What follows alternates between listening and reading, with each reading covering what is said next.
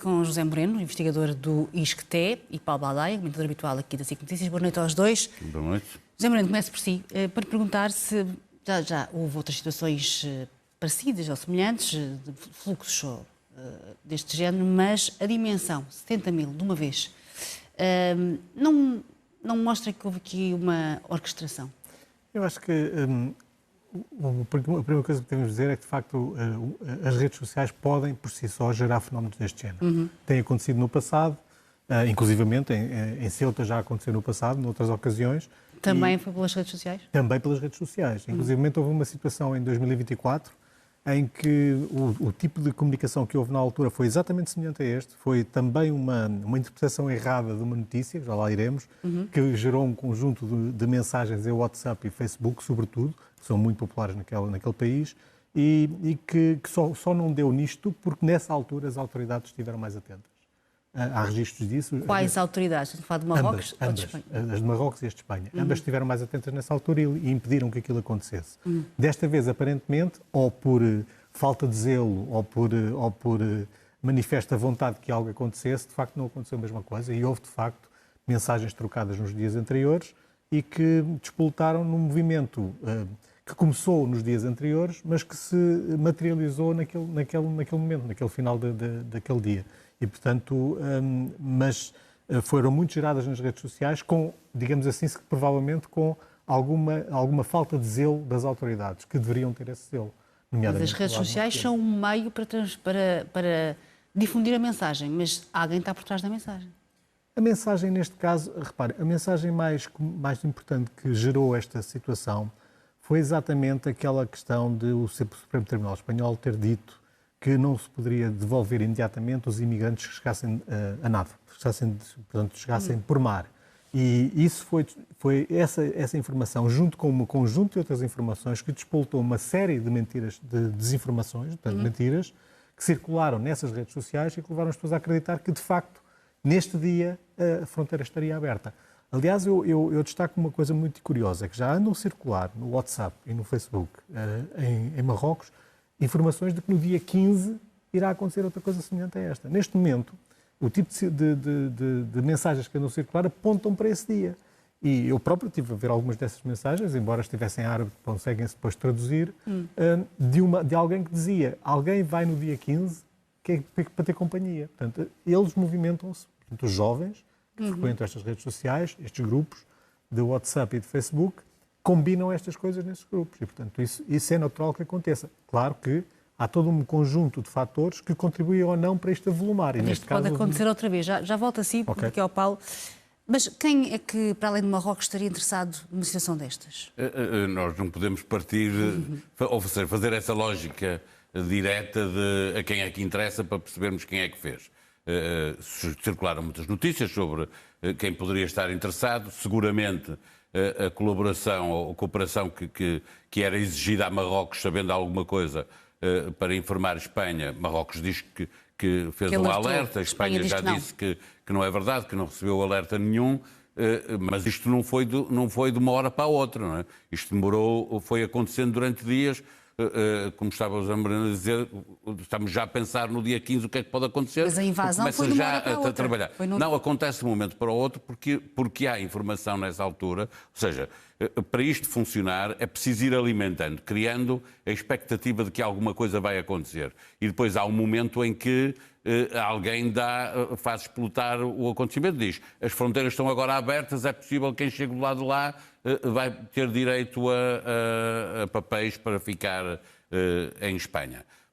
De certeza absoluta, nós percebemos que Marrocos não fez tudo o que poderia ou deveria ter feito, e Marrocos tem interesse... Nem que seja por omissão, não é? Neste caso, nem que seja Sim, é por omissão, mas claramente fez, deixou passar. Não era possível sair em 60 mil ou 70 mil, os números foram subindo sempre, não era possível saírem aquelas dezenas de milhares de pessoas em 24 horas, se os militares marroquinos quisessem impedir, impediam. Não, aliás, senão aquilo estaria sempre a acontecer. Não é? Mas achas que houve aqui algum interesse político por trás? Porque não, já está discutido, não é? Já está admitido que Marrocos tem interesse em discutir a situação de Ceuta e de Melilla e conta com o apoio norte-americano, o apoio de Trump e, portanto, isso vai acontecer. Não há dúvida nenhuma de que vai haver pressão diplomática para o assunto ser discutido. Para a Espanha é um assunto resolvido, não tem discussão, mas não significa que para Marrocos não tenha discussão. Tem discussão e Marrocos vai querer discutir o tema. Há um outro tema que é o deserto do Saara e a complicação com a Argélia e com a Mauritânia, que Marrocos também está interessado e num dos... Lá atrás, uma das vezes que foram 10 mil pessoas também para Ceuta, também foi por causa de ter recebido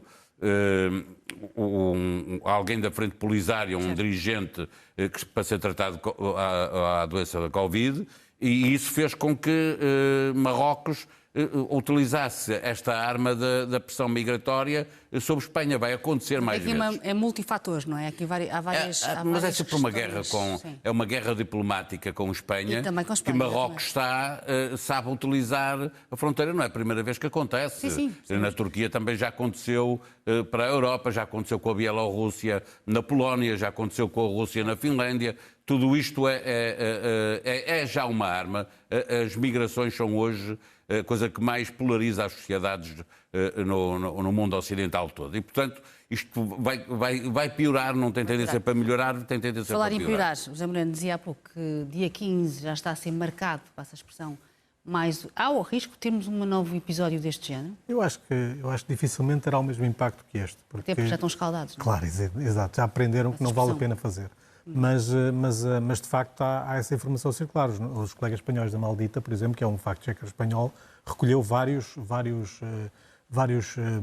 posts de WhatsApp e de Facebook exatamente a anunciarem isso e as pessoas a tentarem se mobilizar para isso. É evidente que o que se espera é que haja algumas pessoas a tentar, mas não com o impacto que teve agora. Ou seja, aqui chegados, as redes sociais são de facto um instrumento de propaganda e de manipulação e podem manipular massas, levar a essas convulsões. Sim. Isto é altamente preocupante. É preocupante, mas sobretudo o que é preocupante não é o facto de... É evidente que alguém pode tentar manipular e alguém vai tentar manipular. Aliás, este evento está a ser manipulado de várias maneiras e por várias entidades. Do lado marroquino, mas também do lado ocidental, por várias entidades. E poderemos depois falar sobre isso. Mas mais do que a capacidade de cada uma dessas entidades para controlar, para manipular, é o descontrole que isto provoca. Ou seja, na verdade, o que nós estamos é numa situação em que as redes sociais o que fazem é desregular, não é? É desregular aquilo que são os fluxos normais e os controles normais de informação. E, portanto, podem acontecer coisas que nós não estamos à espera. E, na verdade, os agentes políticos, todos eles o que tentam é manobrar na medida do possível isto e, portanto, tentam fazer um enquadramento do acontecimento que lhes seja favorável. É isso que procuram fazer do outro lado e que procuram fazer deste lado. É esse o nível de controlo que é possível ter sobre estas coisas. Ou seja, os governos podem tentar insinuar ou vender, digamos assim, nas redes sociais a sua estratégia e ela pode pegar ou não pegar. Depende de uma série de fatores. E, nomeadamente, depende daquilo que é a pulsão que está, de facto, nas sociedades. E, portanto, nós estamos perante uma sociedade que está a poucos quilómetros da Europa, que tem como falávamos há pouco, uma pirâmide etária que é exatamente a contrária da europeia, que tem expectativas de vida que ali não consegue concretizar e que ali a uns quilómetros de distância poderia concretizar. Isto é uma pressão que não vai desaparecer amanhã, nem daqui a 2 anos, nem daqui a 10 anos, não é? Portanto, isto vai repetir-se. Este problema não nasceu agora, como nós vimos com a questão de Itália e da Grécia, nem vai desaparecer daqui a 5 anos. Portanto, é um problema que vai continuar. E depois, Paulo, há o aproveitamento político destes... Completamente. A desinformação não é apenas nas redes sociais, existe na comunicação social tradicional. A Fox News ontem dizia, por ignorância, obviamente, mas depois tem um impacto muito forte na opinião pública norte-americana, que, mostrando estas imagens, dizia que o norte de Espanha estava a ser invadido. O norte de Espanha. Portanto, acham que o norte de Espanha confundia Marrocos com Espanha ou não fazem a mínima ideia do que é a geografia. Trump vai dizer que, olha, vejam o que vai acontecer se os democratas tomarem conta... Pois, isso, exatamente.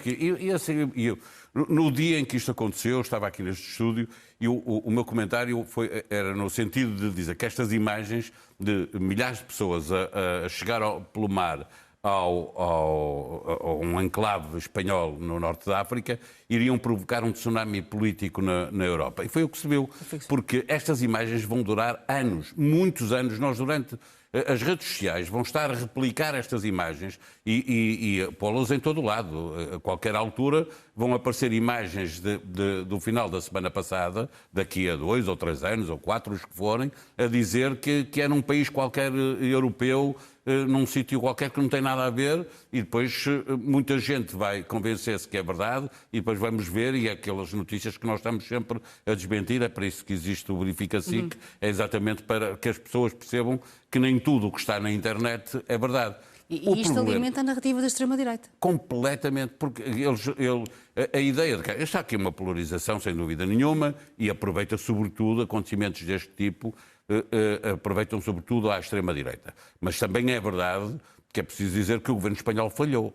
Falhou no sentido das pessoas que estão em Ceuta, não é? Não é admissível que, vivendo 80 mil pessoas em Ceuta, território espanhol, e portanto governado por espanhóis, de repente entrem, duplique a população.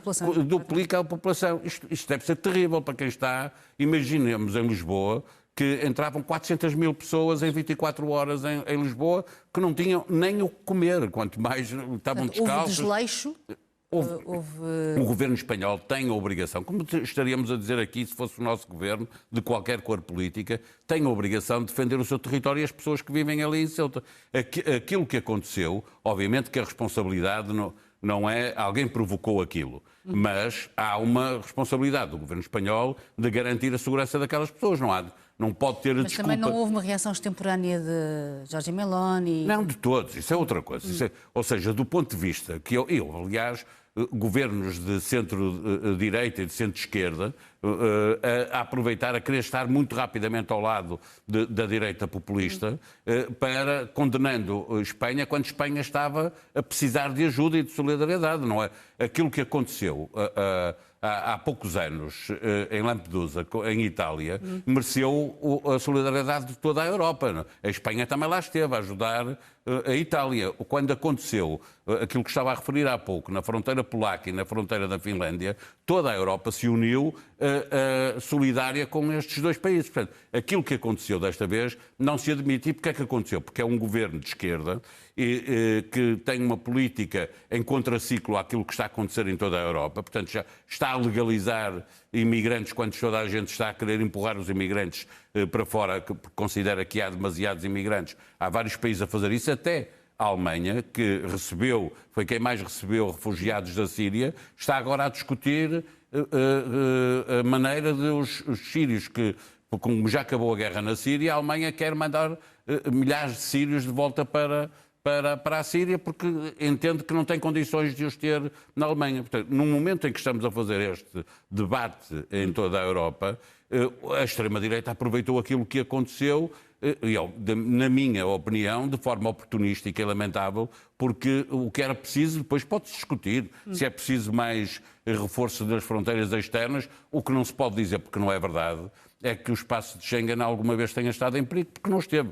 Nem Ceuta nem Melilla fazem parte do espaço de Schengen. E como é que se gera, ou como é que os políticos podem controlar, gerir este impacto que as redes sociais conseguem, esta polvorosa que as redes sociais conseguem provocar? Eu acho que o Paulo ficou num aspecto importante, que é o aproveitamento político que é feito destes fenómenos.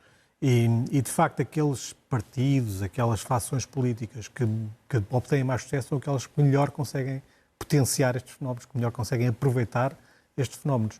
E como o Paulo estava a dizer, neste caso, obviamente, sendo o tema da imigração um tema altamente polarizador em toda a Europa, incluindo em Portugal. Aliás, nós estudamos os temas desinformativos em Portugal há muitos anos e desde há... Esse é neste momento o bem principal.